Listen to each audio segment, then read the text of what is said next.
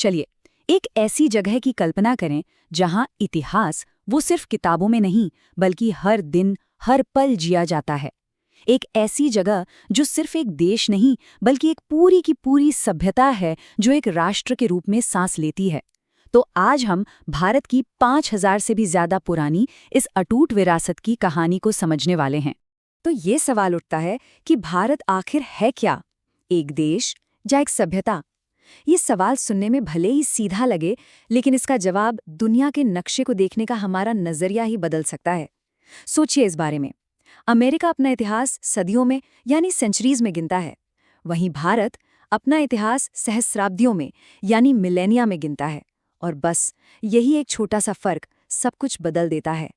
जरा इस जबरदस्त विविधता पर नजर डालिए। कमाल की बात है, 22 से ज्यादा तो आधिकारिक भाषाएं हैं, 6 बड़े बड़े धर्म, सैकड़ों तरह के खाने। मतलब आप उत्तर में एक पंजाबी ढाबे पर नाश्ता कर सकते हैं और उसी दिन रात का खाना दक्षिण के किसी तमिल घर में, और आपको लगेगा कि आप 2 अलग अलग देशों में पहुंच गए हैं।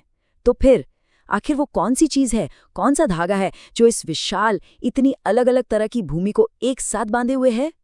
तो इसका जवाब छिपा है इस फर्क में। देखिए, दुनिया को देखने के 2 तरीके हैं। एक है राष्ट्र राज्य यानी नेशन स्टेट। इसे एक घर की तरह समझिए, जिसकी पहचान उसकी नई नई बनी दीवारों और सीमाओं से होती है।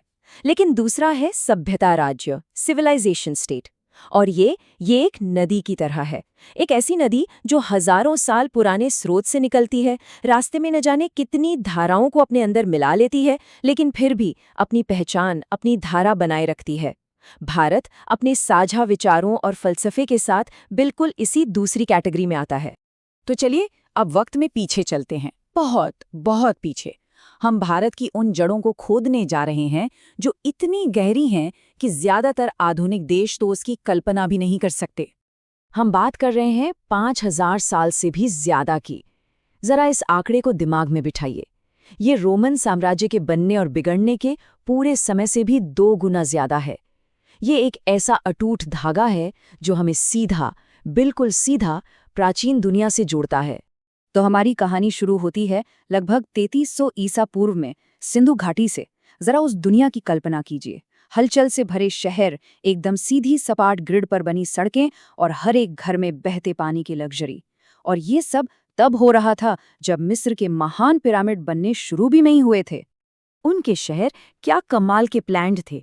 हर घर में ड्रेनेज सिस्टम था, व्यापार के लिए स्टैंडर्डाइज्ड वजन और माप थे। लेकिन इन सब से भी ज्यादा हैरान करने वाली बात क्या थी पता है? वहां राजाओं, बड़े बड़े महलों या किसी बड़े युद्ध का कोई सबूत ही नहीं मिलता। ऐसा लगता है जैसे ये एक बेहद एडवांस्ड, शांतिप्रिय और व्यापार पर फोकस करने वाली सोसाइटी थी। अब सिंधु घाटी के बाद आता है वैदिक काल, और यहीं पे आके भारत सिर्फ एक जमीन का टुकड़ा नहीं रहता, वो एक आइडिया बन जाता है, एक विचार। सोचिए, आज से 3000 साल से भी पहले ऋग्वेद ने दुनिया के सामने एक कितना रेवोल्यूशनरी आइडिया रखा। सत्य एक है, ज्ञानी उसे कई नामों से बुलाते हैं। ये शायद दुनिया में धार्मिक सहिष्णुता यानी रिलीजियस टॉलरेंस के लिए दिया गया सबसे पहला आर्ग्यूमेंट था। फिर उपनिषदों ने हमें और भी गहरे विचार दिए, जैसे आत्मा यानी हम सबके अंदर की वो चिंगारी, कर्म यानी हमारे हर काम का एक नतीजा होता है, और मोक्ष यानी जन्म और मृत्यु के इस चक्र से आज़ादी। और देखिए, ये सिर्फ कोई किताबी या धार्मिक बातें नहीं हैं, ये तो जिंदगी को समझने और उसे जीने के तरीके हैं। इसके बाद साम्राज्य आए और चले गए, बड़े बड़े एम्पायर धूल में मिल गए, लेकिन वो जो सभ्यता की पहचान का धागा था ना, वो बना रहा, वो टूटा नहीं। सवाल ये है कि कैसे? चलिए देखते हैं कि ये असाधारण कहानी आगे कैसे बढ़ती है। सम्राट अशोक का ही उदाहरण लीजिए। एक बहुत ही भयानक युद्ध जीतने के बाद अपनी ताकत के शिखर पर पहुंचकर उन्होंने अचानक हिंसा को छोड़ दिया और अपना पूरा जीवन करुणा और सहिष्णुता पर आधारित एक साम्राज्य बनाने में लगा दिया। सोचिए जरा, इतिहास में ऐसा रैडिकल यू टर्न शायद ही किसी शासक ने लिया हो। और ये पैटर्न ये बार बार दोहराया गया। जो भी नई शक्ति आई, उसने पुरानी चीजों को मिटाया नहीं, बल्कि उस पर एक और परत, एक और लेयर चढ़ा दी। इसे बिल्डिंग की तरह समझ सकते हैं। मौर्य साम्राज्य ने एक मजबूत फाउंडेशन रखा, मुगलों ने उस पर खूबसूरत वास्तुकला जोड़ी और अंग्रेजों ने उन्होंने एक मॉडर्न इंफ्रास्ट्रक्चर तैयार किया। लेकिन ये सब कुछ एक ही इमारत का हिस्सा है। और इस पूरे उथल-पुथल के बीच ज्ञान की मशाल कभी नहीं बुझी। अरे जरा शून्य यानी जीरो के बारे में सोचिए। एक भारतीय आइडिया जिसके बिना आज का मॉडर्न मैथ और कंप्यूटर कुछ भी पॉसिबल नहीं होता। या फिर ये आइडिया कि पृथ्वी सूर्य के चारों ओर घूमती है।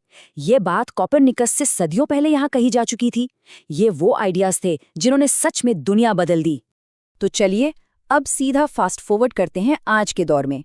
ये जो हजारों साल पुराना सभ्यता का धागा था, इसे मॉडर्न इंडियन रिपब्लिक के ताने बाने में कैसे बुना गया, आइए देखते हैं। 1 मिनट के लिए यूरोप के बारे में सोचिए। साइज और डाइवर्सिटी में लगभग भारत जैसा ही है, लेकिन वो 44 अलग अलग राष्ट्र राज्यों में बटा हुआ है और हर एक की अपनी अलग एथनिक आइडेंटिटी है। भारत ने एक बिल्कुल अलग रास्ता चुना। यहाँ एकता का आधार एथनिक पहचान नहीं, बल्कि साझा विचार और एक शेयर्ड कल्चर बना। तो फिर वो कौन सा ग्लू है जो इन सबको जोड़कर रखता है? वो है कुछ बहुत शक्तिशाली आइडियाज का मिक्स। जैसे धर्म, यानी हर चीज का एक सही तरीका और कर्तव्य। कर्म, यानी ये विश्वास कि हमारे कामों का फल हमें जरूर मिलता है। और अहिंसा, यानी किसी को नुकसान न पहुंचाने का सिद्धांत। यही वो धागे हैं जो भारत के कल्चरल फैब्रिक को एक साथ बुनते हैं। तो जब 1947 में भारत आजाद हुआ, तो वो सिर्फ एक नए देश का जन्म नहीं था। नहीं, वो एक प्राचीन सभ्यता थी जो बस एक मॉडर्न पॉलिटिकल ड्रेस पहन रही थी। और इसीलिए भारत का संविधान, जो दुनिया का सबसे लंबा संविधान है, वो खास तौर पर इस जबरदस्त डाइवर्सिटी को बचाने और उसे सेलिब्रेट करने के लिए ही बनाया गया है।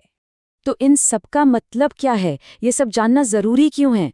जरूरी इसलिए है क्योंकि देश और सभ्यता के बीच का ये फर्क, ये मामूली नहीं है। ये सब कुछ बदल देता है। जरा प्राचीन रोम, मिस्र या माया सभ्यता के बारे में सोचिए। आज उनकी महानता के बस पत्थर और धूल बचे हैं।